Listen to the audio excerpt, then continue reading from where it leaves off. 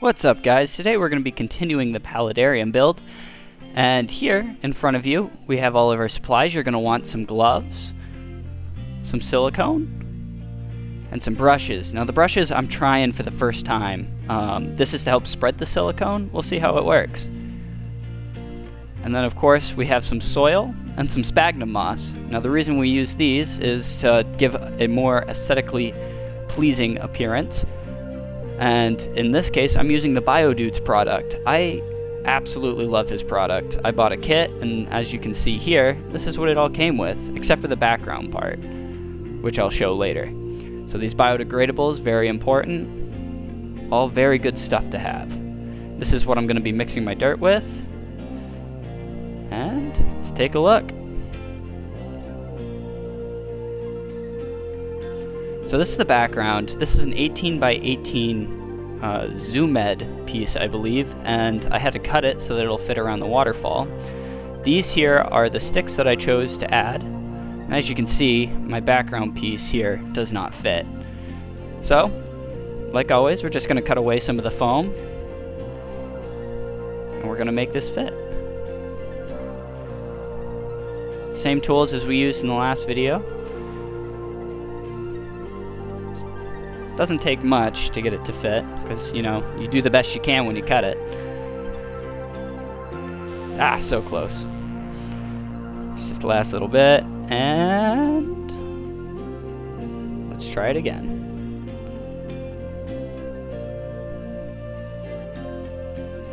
There we go, slides in. Now you want a pretty tight fit, but you don't want it too tight, and that way that you have space for your silicone when you slide this in after we're done siliconing it.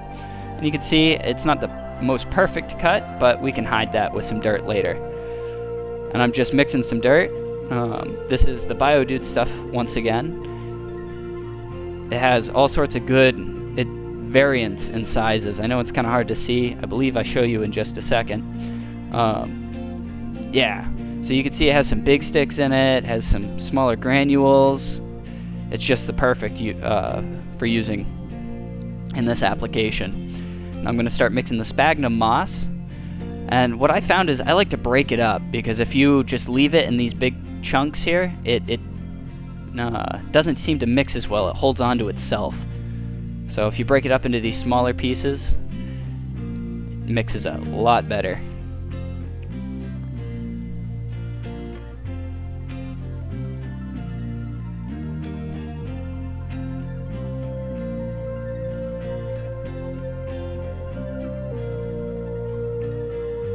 Alright, now we're going to start the silicone. Now guys, please do not be afraid to use a lot of silicone here. We really need to coat this. As you can see, the edges are also very important. You want to make sure you get those very, very well. I chose black GE Silicone 1 for this. And that is, it's aquarium safe, so there's no toxins for the fish or whatever else you're keeping in here. And as you can see, there's a lot coating on this. And I tried the paintbrush here, and to be honest, I wasn't too pleased with the results. You can see I pretty quickly move away from it, because you have, you know, about 10 minutes to work with this before it starts to get a little glaze on it, and it's just a lot harder to work with. And just spread it out real good. And part of the benefits of using the black silicone is it's a lot easier to see what you've covered and what needs to be covered. Takes a good bit of time, and also please wear a mask of some sort, because the whole time I was doing this I wasn't the brightest and I didn't use a mask, and man, I was gagging the whole time. Now as you can see, I didn't get film of me throwing the dirt on here. I apologize for that, but all I did is I sprinkled the dirt out and I pressed it in and then sprinkled more dirt until, you know, I was satisfied with the coverage. And as you can see here, the silicone all seeps into the little crevices of the foam, and that's exactly what you want. Now I'm using the paintbrush to, you know, try and get some of the excess soil off the front here. And then I'll come in with the vacuum and clean it all up.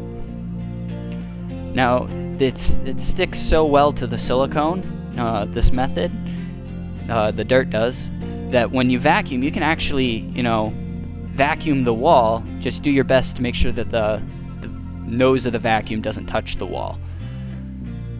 This helps a lot in keeping your tank a little bit cleaner for when you add water, and also when you add silicone to the other sides. You want as clean of a surface as possible when adding that silicone. You just want it to stick really well.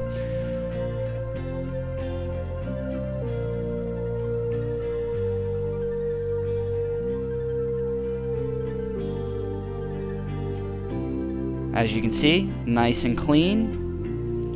And we got one more step before we can silicone the rest. So I took some 97% isopropyl alcohol, I think is how you say it. And I just put it on a paper towel and I wiped. Now, the better thing to use for this would be a microfiber cloth, but all I had was paper towels. And you want to wipe all the corners where you need the silicone to really bond, so between the foam and the glass mostly. But I'm adding my silicone to my little inner chamber there.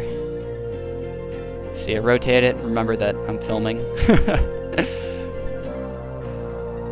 So we start, working that silicone in there. It's an important part. It's really hard to get to, but you want to avoid as much water getting into your foam as possible. It'll just save you a headache down the road. You can see I really glob it into those corners. Again, it's very important. And I use all 5 of my silicone tubes doing this. In fact, I even had to use some clear, as you can see in the corner there. There's 3 clear, I believe, and I ended up using every tube of silicone doing this, so a total of 8 silicone tubes.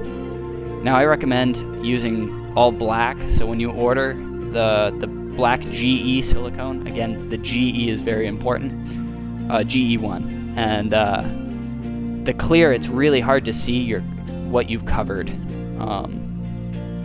from my experience, so the black is definitely the way to go. And you can see, I believe it's this side that I run out of the clear silicone, or the black silicone, and have to switch to the clear. And you can see it makes a big difference. Also, something to note is if you look at the top of the tank there, where the foam is touching the glass, you can see right there where the silicone seeps behind it. So something that the spray foam does is, as it, cures, it expands and then it shrinks away a little bit, so it pulls away from that glass. So that's why those silicone corners are so important to make sure you get right. And as you can see, the clear silicone is a lot harder to see.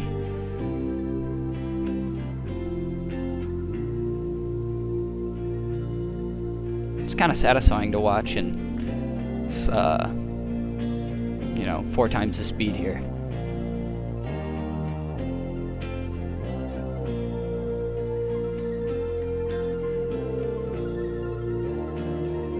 Again, make sure your coating's really, really good. Yeah, see how that silicone just seeped right past the foam there? That's awesome that the silicone got in there, because it just means a better seal for everything. It'll hold your foam better in place. And now, I saved my last black tube to get this top portion and the filter, because these parts will be shown, and I didn't want any of the yellow foam to come through. So just spread it out just like everything else, and I'll show you applying the dirt on this side. It's pretty easy. You just, after you're done spreading it, you sprinkle the dirt on it. You see? Sprinkle it right on. Don't be afraid. If it gets on your back silicone there, it's not going to hurt. And the silicone takes about 24 hours to cure to its full state. So in between that front side, I let it cure for 24 hours. Between the back side and I did not let it cure between the back side and the top there. Now this is the waterfall, in case you forgot. Again, same process. It's a lot of repetition. So you want to make sure that the channel that you carved out for your for the water to run down is nice and clear, and nice and coated. Also, you see I got that silicone all over my arms. Yeah, that stuck for a couple days. And it has a slight burning sensation, so I really can't imagine it's very good to have on your skin. So maybe like a long sleeve shirt that you don't care about would be a good idea. Again, just cleaning everything up and getting it ready for our water test.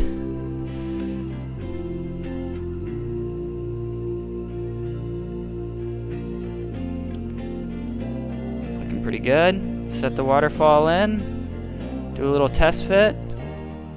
So guys, that's how you apply the silicone seal to your main structure and give it a beautiful aesthetic appearance. Now in the next video, we're going to be water testing and adding some of the permanent decorations to the tank. Please like, comment, and subscribe, and we'll see you next time.